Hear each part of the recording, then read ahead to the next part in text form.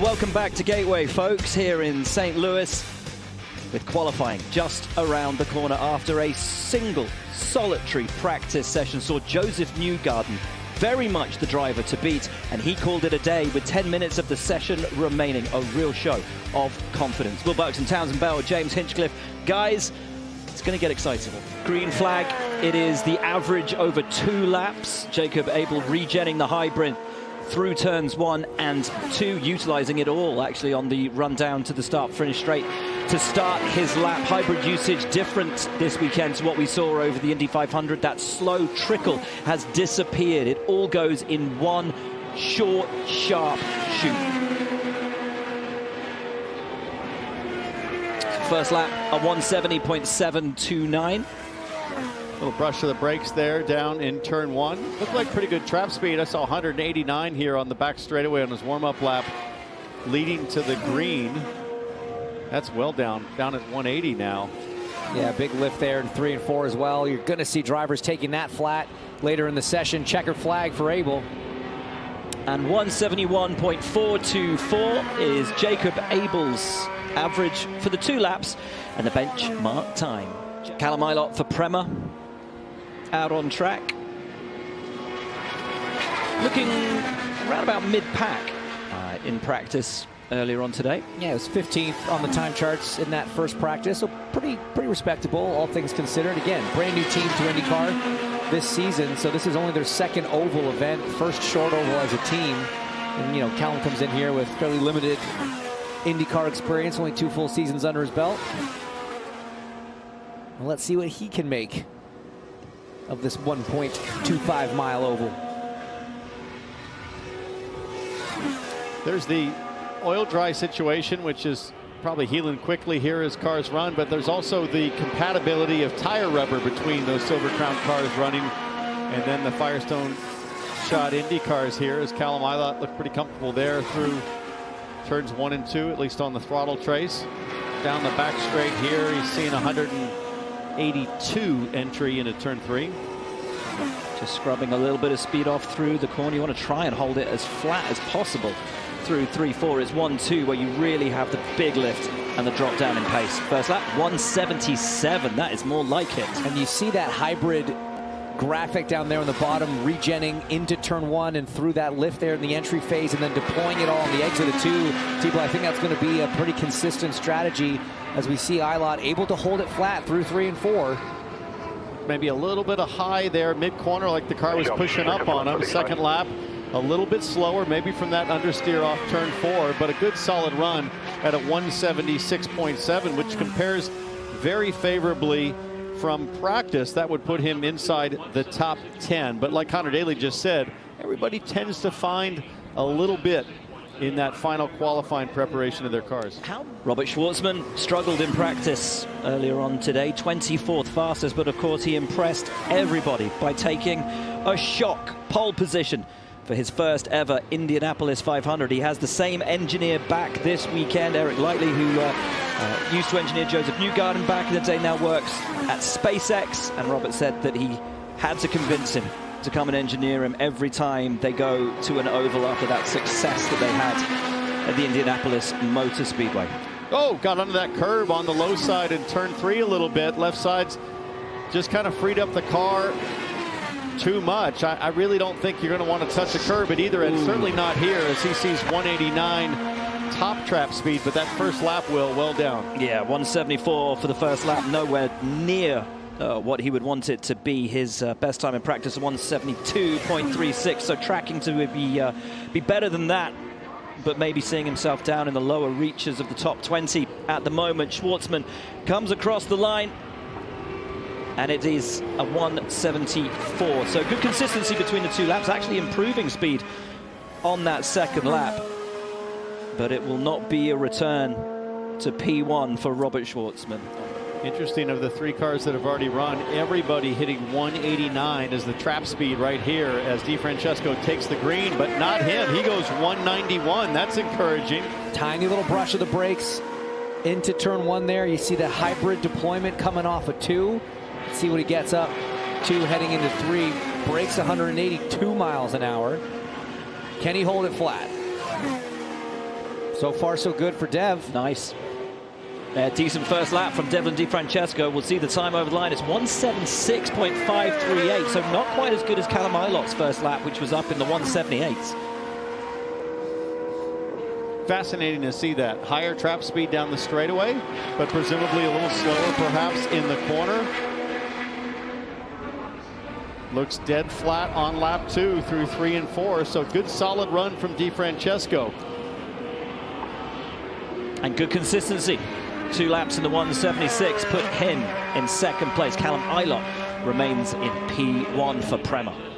Louis Foster locked in a pretty intriguing battle for Rookie of the Year with Robert Schwartzman.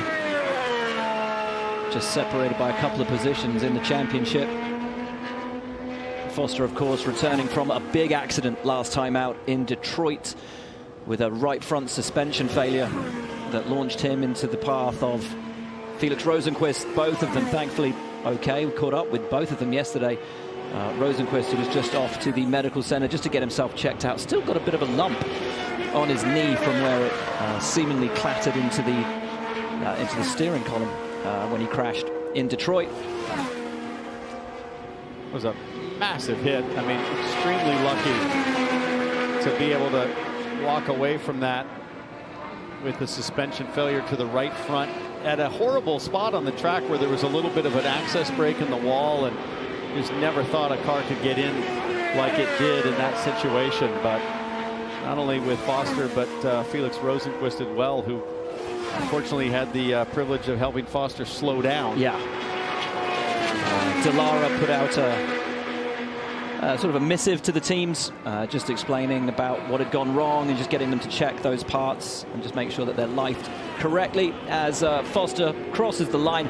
Actually, big improvement on his second lap, takes him up to P3 with a 174.9 average for the 2 laps. So it's Ilott from DiFrancesco, Louis Foster is third, then Schwartzman and Jacob Abel. Stingray Rob comes across to take the green flag, sees 190 into turn 1. And the Goodhart on board giving us a real impression of just how banked that first couple of corners truly is. It's like a roller coaster out there. 3, 4, far easier in terms of that banking, but 1 and 2, incredibly severe. Big lift, though. You want to have that flat. Yeah, I mean, he had a big lift through 3 and 4 coming to the green, so his speed starting the lap was going to be compromised. 175.0, not awful considering the size of lift that we saw. He seemed pretty strong out of 2 on that first lap, could commit to the throttle pretty early, but it seems like 3 and 4 is the end of the racetrack that's giving him a little bit more trouble. He's 183 trap speed into turn 3, so I wonder if he's just trimmed out a little too much. He's getting the straight line speed, but you've got to be able to stay flat, I think, through 3 and 4, or at least near flat, and Stingray was not. That second lap quite a bit slower. Siegel doing a good job there through 3 and 4. Looks like he made a last-second bar adjustment there to the front anti-roll bar, that right hand going down. All the way down to 3rd gear. Wow. That's a low minimum speed. That did not look like a great run. Front bar adjustment there. You see his right hand going down. I don't know. I see 184 into turn 3. That's not too bad. So maybe they're just simply geared to accelerate, 2-speed this thing. And oh, there he goes to 6. So they're 3-speeding on the top end. 174.8. Yeah, not great. Yeah, he's just working the wheel a little bit harder than you want to. That's not a comfortable looking race car. Not giving him the confidence to kind of roll that high minimum. Right hand still working, try to find the front anti-roll bar adjustment that he wants. Not tracking to be fastest as it stands. So 175.779. Siegel goes 3rd. So after the first 7 drivers, it's Callum Ilott for Prema who is the fastest.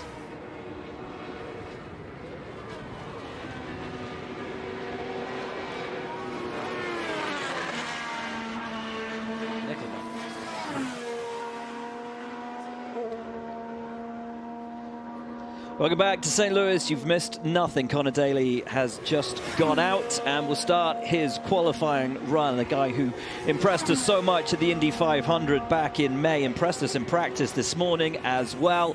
In the Mankind Chevy, Connor Daly looking to impress once again on a circuit that he loves. Oh, a little high perhaps mid-corner there in 1 and 2, but a really good trap speed.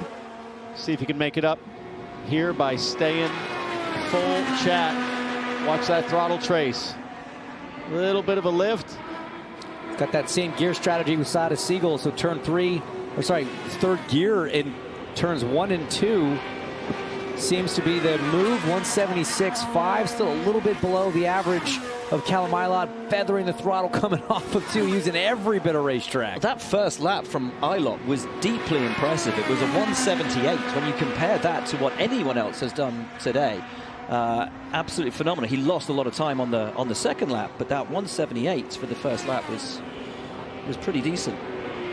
177.0 puts Connor Daly to the top there, so a much stronger second lap. Nice. He was a little tighter through 1 and 2 and a little flatter on the throttle. And the penalty of the points loss is still affecting them, because having to run this early in the qualifying line, it's a huge disadvantage. This track's going to get better and better, especially with all that oil dry down. It's going to get better and better every single car that runs. So Ericsson still paying for the issue back at Indy a few weeks ago. He sits 19th in the championship, tied with Connor Daly.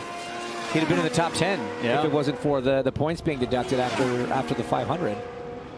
And you know what's so cruel is how quickly, I mean, we won't forget, but when you look down and see Marcus Ericsson 19th in the championship, I tend to speculate, hey, job's on the line. Well, it is. Your job's always under a microscope here as he goes quick, 177.2. That's a great start, but it just is a cruel sport that way, where there should be a huge asterisk on his points because of that drop after tech inspection, but he's doing a good job right now. 184 miles an hour, the trap speed going into turn 3. That's solid. That's the best we've seen so far. Second fastest first lap. The second lap is good. Consistency's great for Ericsson. Slight improvement, and that jumps him up to P1 at 177.405. That is the first average we've seen in the 177s in qualifying so far today. So, loose is fast around here. We've seen that through the years, especially in qualifying. A nice free race car where you're just hanging on to it is usually what you need to get pole. Little dab of brake into turn 1, down to third as well. Young man from the Cayman Islands who is gaining so much experience with every race past, building confidence. Pins it flat through 3 and 4. And interestingly, used only 60% of his hybrid. There you see the recharge coming in turn 1. Seems like the common theme. If you're off throttle, a little bit of brake, use the recharge there.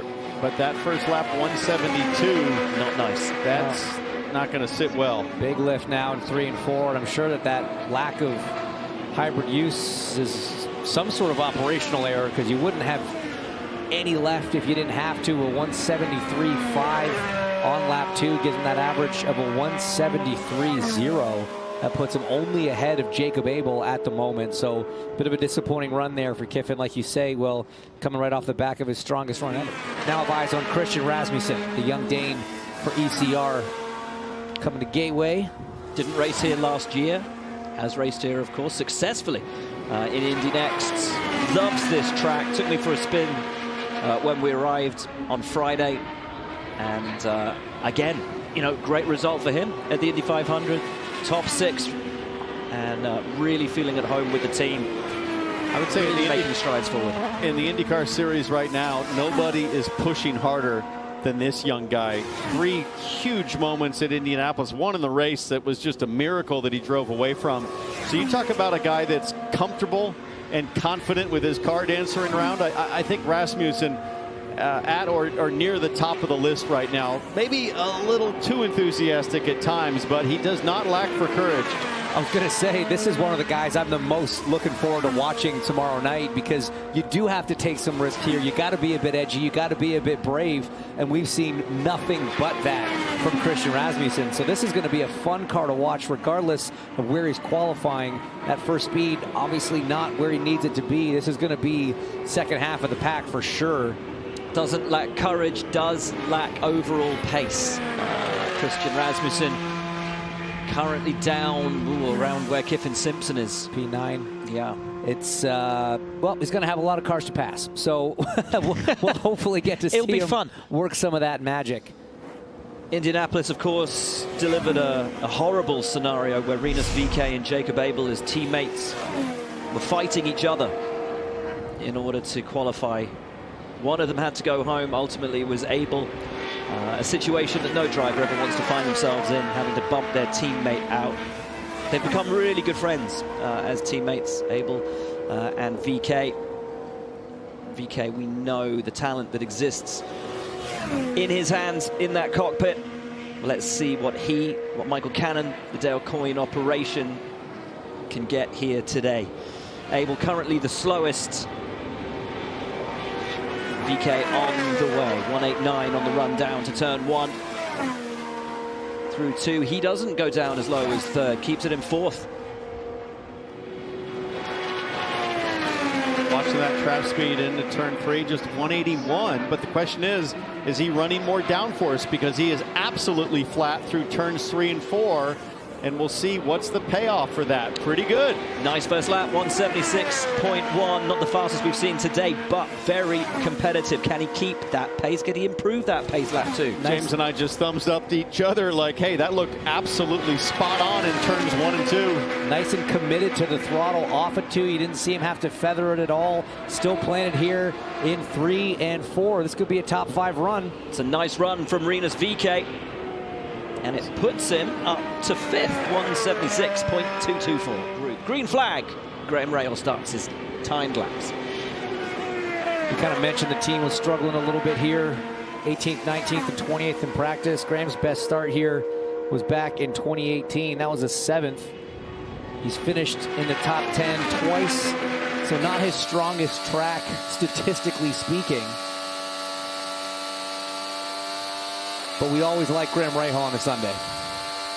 Warm-up speed, again, a little bit slower. That first lap at 174.8. But the line, so many guys, James, are improving on lap 2 down in turns 1 and 2. It's like they don't know what to expect out of their race cars on that first lap. They maybe leave a little bit on the table, maybe a little conservative on the turn. And in the second lap, always looking stronger. Graham, maybe just a tick high there through 3 and 4. You can see him kind of fighting the front axle a little bit, sliding up, keeping his foot in it. Loses a few tenths of a mile an hour. Something's gone. Something's gone. Too much understeer in 3 and 4. No, he's just done. Oh, that was done. That was only you're still in Indy mode. He's I'm only still got in 2 Indy laps. mode. That's it. Right, Santino Ferrucci. Malukas, his teammate, looked desperately fast in practice earlier today. Santino was playing catch-up. He looked desperately uncomfortable in practice. Issues at both ends of the racetrack. And it was so uncharacteristic for Ferrucci, who's very strong on ovals, to have a teammate that high up. All the Team Penske cars that they share information with were at the top of the charts. So the question is, have they fixed it? Did they find out what was wrong? This is a driver that for sure is going to be a little conservative there the first time to just understand what's underneath them before he really has to push. So just nature of this racetrack, you tend to have understeer through 1 and 2, but to dial that out, you can tip it over in 3 and 4, make it loose. Both of those issues were pretty prevalent for Ferrucci in practice. So let's see, as he takes the green flag, what kind of improvements they've made to the 14 AJ Foyt Racing machine. 192 miles an hour as he loosened up there in turn 1. Did you guys see that? The left side's got on the curb. And it got dodgy as we see the ghost car that Ferrucci is chasing here, the P1 of Marcus Ericsson. Having to lift already into 3, it's just a death blow for a qualifying run here. He's not burning all the hybrid on the front straight. He's trying to think about what he's going to do different in turn 1 this time to avoid that same sort of problem. Confident on the throttle, up through the gears. Can he be flat this time? No, he doesn't have the confidence in the race car. And you can see him just fighting the wheel all the way to the wall at the exit. Second lap. Whoa! Quite a bit quicker. Whoa! That's what he needed. And this what might have caused an issue for Ferrucci on the first lap. Certainly this contributed to the slower lap. Watch this first time. Turn 1, that left front gets there. Yeah. Absolutely, that's just going to kill your speed off of 2 down the back straight, but great recovery on lap 2, sitting on the inside of row 3 as it stands.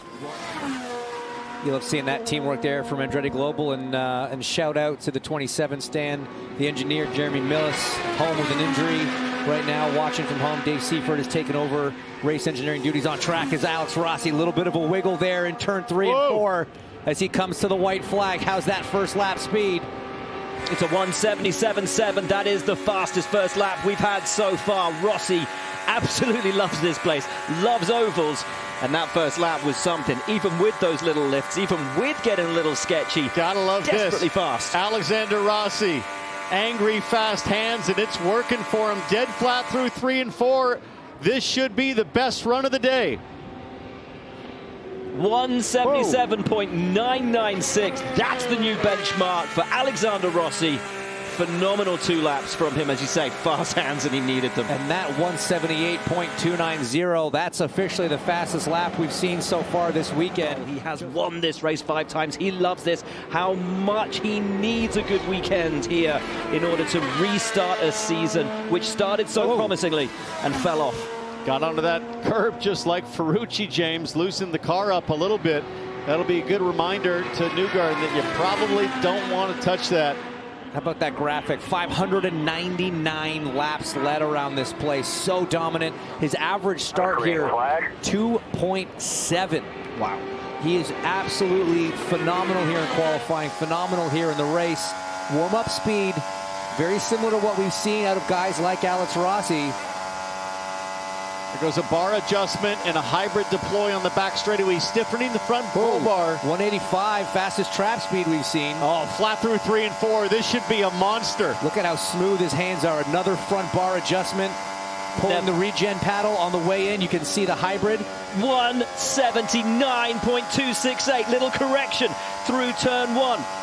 Never went lower than 181 through turns 3, 4 on that first lap. Phenomenal first lap from Josef Newgarden. Still working that front bar to great effect. That is pinned. That's beautiful from Newgarden. Oh, and it's a 178.9. Almost an entire mile an hour quicker. And to watch the Indy 500 from the sidelines last year said how much that hurt, how much it invigorated him to come back and show the world what he could do. As that's a big warm-up lap. 193 into turn 1. His car looks every bit as good as Newgarden to my eye. That's a very fast. That's 3 miles an hour faster than what Josef Newgarden did on his warm-up lap.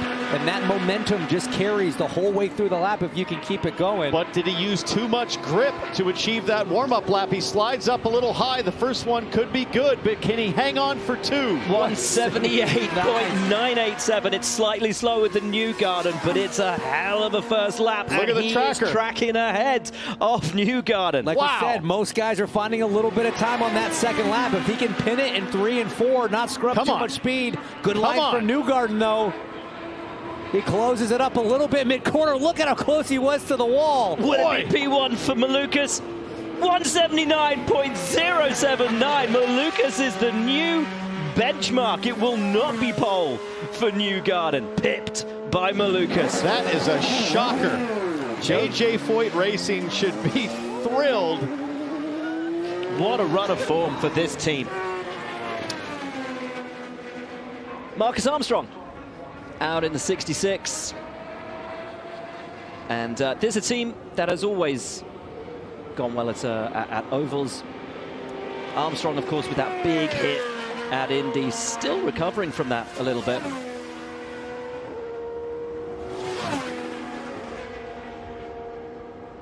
Watching the trap speeds into turn 3, he hits 184. That's pretty solid. Throttle looks pinned through 3 and 4. This looks like a really good lap. Look at the warm-up speed was 174.9. Armstrong comes across the line. He'll go 178.4. Quickest Honda so far. Having to chase the throttle a little bit, kind of committed to it, had to back out, get back to it. Just trying to get everything out of the Firestone tires. They only have to hang on for 2 laps, but man, do you make them work over those 2 laps. Armstrong trying to get into the conversation. Solid. And it's a 178.754. That's a great time for Marcus Armstrong, puts him up into the top 3. This has just been such a big leap since kind of Rossi's run. Everyone's just going quicker. That track starting to get a little better again, just as that rubber goes down. Track temp's still falling, 106.9 now.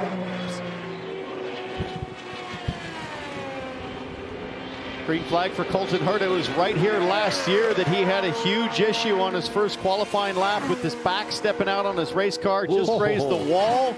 Almost grazed it again there at the exit of 2. Picture perfect, inch perfect for Colton Herta. Here's the ghost car. He's marginally ahead of David Malukas, but Malukas rolling a little better through 3 and 4. That's just scrub, T-Bell.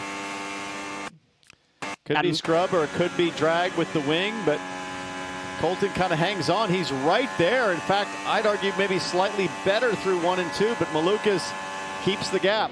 It was Malukas' minimum speed through 3-4 that was impressive. Never went lower than 181. Still a really good run for Colton Herta. Over the line, and it is a P4. Guys, how about that? We saw that visual reference. It was about a car length behind David Malukas. He's 4th. I'm not sure. He's looking skeptical. Who knows? Who knows? We're not sure how it works down there. Scott McLaughlin was 2nd fastest in practice earlier on today. He's taken pole the last 2 years here in St. Louis, although he only started from the pole last year. Loves this track, loves this place, loves his ovals. Indy put out of his mind now. Penske want to get back to winning ways. That's a 1:7.54 warm-up lap. That's decent. 195 miles an hour into turn 1. McLaughlin's car looking really quick. Defending pole sitter, wife Carly, daughter Lucy watching anxiously. He's got one of the best average finishes here, 3.5 and a minimum speed of a $1.82. You're seeing it there, Will. Absolutely huge first lap from Scott McLaughlin. It's a 180.391 lap 1. Massive. Absolutely throwing it down. Scott McLaughlin in the 3. Didn't get any hybrid usage, I noticed, coming out of turn 2 on that 2nd lap. I wonder if he forgot to regen, but he's still tracking ahead of David Malukas through 3 and 4, but not by much. Drops down to 180 on the minimum through 3 and 4, but over the line it's a 179.783, and we have a new top time. Scott McLaughlin, 179.783, the new time to beat, and that was phenomenal. And Dixon on the pole here back in 2018. What's he got in the locker today? Green flag starts the run. Longest tenured IndyCar racer in history. 409 career starts for Dixon, 6 championships. Loves this racetrack as well. He's won here twice. Been on the pole, but he's got some stiff competition. Drops down to 180 minimum through 3 and 4. McLaughlin miles ahead on the racetrack. Yeah, miles ahead. Dixon was only 12th in practice, so maybe not a huge surprise. He's not competing and contending for pole here. 2.5 miles an hour off through the first lap. And as you were saying, James, if a car length can be as much as 4 positions for Dixon as he crosses the line, it's a 178.014, an improvement on that 2nd lap. Yeah,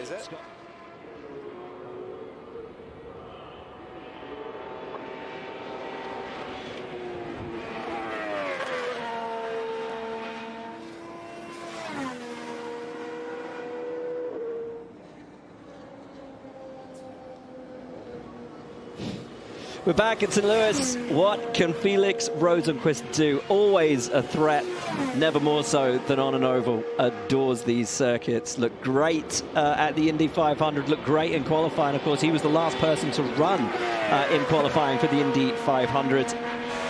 Now on the run here, a 174 warm-up.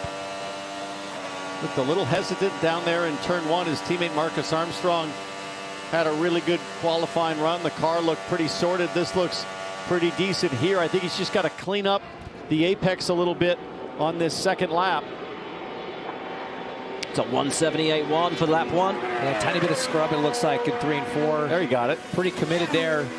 Coming out of 2, you see the hybrid depleting down the back straight, just helping prop that speed up. Trap speed into 3. Does hit 185, so a better exit out of 2 for sure on lap 2. This could put him somewhere in the first 2 rows if he can complete it. Nice. And over the line, Rosenquist goes 5th. It's just one more thing these drivers are having to manage, one more complex feature to add to an already frantic qualifying format here on a short oval. Big warm-up lap. 175.2, that is a huge warm-up lap. This is Penske's house. Will Power has been on pole at this track 4 times. Josef Newgarden has won here 5 times. This team adores this place. Take a look at the minimum speed. Oh my goodness. It's a big lap from Will Power. He's going to be right there with his teammate. I bet McLaughlin's a little bit more nervous now. 180.5, and there's the ghost car. It is nip and tuck. There's millimeters in it. The race is on. McLaughlin watches on, but right now Power tracking ahead down the back straight. Trap speed 186. Wow. Keep an eye on that minimum. 183, 182, 181. Look for the ghost car. Where is he? Power might just have this. Can Power take it away from McLaughlin? Over the line, it's a 180.329. Wow. That's quite the benchmark, guys. It sure is. And this is going to be an interesting run here from Christian Lundgaard. Of all the drivers in the top 5 in the championship, so running in the last 5 on this format, he was the worst in practice, only 17th. Struggling a little bit this morning. His teammate, Award, up in the top 5. Warm-up lap, 173. A few miles an hour down on the best that we've seen. Looks fairly confident on the throttle. Never started better than 19th, never finished better than 15th, but with this move to Arrow McLaren, he's having to pedal it, guys. He's having to work that throttle pedal in 3 and 4. He's got some great information to work off of. Pato Award, lap 1 complete for Lundgaard, 176.7, well down. Well down on where he needs to be, something in the 176s average. That's going to put you in the 12th to 13th-ish range. But can he be one of these drivers that finds a little bit more pace on lap 2? Still having to lift in 3 and 4. He was down in 17th in practice. Lundgaard, it won't be enough to challenge for the top. And it'll only be good enough at the moment for the 6th row. Again, not his best track statistically speaking. Best start here, though, was 5th last year. He ran inside the top 10 in practice. So his teammates currently sit 7th and 10th. It'll take quite a big swing here for Kirkwood to go better and really start to compete with that front row Penske lockout right now. And also, at the moment, it's the top 2 rows all Chevy powered. It's been all about Honda for the opening gambit of this season. They have taken every single race victory. But Chevy to the 4, Chevy to the ascendant. Can Kirkwood topple one of them? There's an interesting sort of throttle approach in turn 1. It's like he lifted early but dragged a little bit on entry. Took a couple stabs at it to get back to full. Didn't look like the most comfortable throttle trace I've seen. That first lap of 177.7. It's strange that the warm-up lap was huge. A 176, as quick as anyone, but just didn't really find that extra pace on that first flyer. Big difference comes here, that minimum speed that you've been watching, Will, all session through 3 and 4 for Kirkwood. It drags down to 180 versus that 182 of Power and McLaughlin. Lap 2 complete. This might be better. It is, and it takes him to a 178.229. Kirkwood up to 8th. They are great, let me tell you. Right, Pato O'Ward winds it up, lets it go. Green flag at St. Louis. 2 laps between look at the warm-up. Look at the warm-up. Massive 177.7. Down a 3rd gear through 1 and 2. Keep an eye on the minimum through 3 and 4. Needs it to be above 182.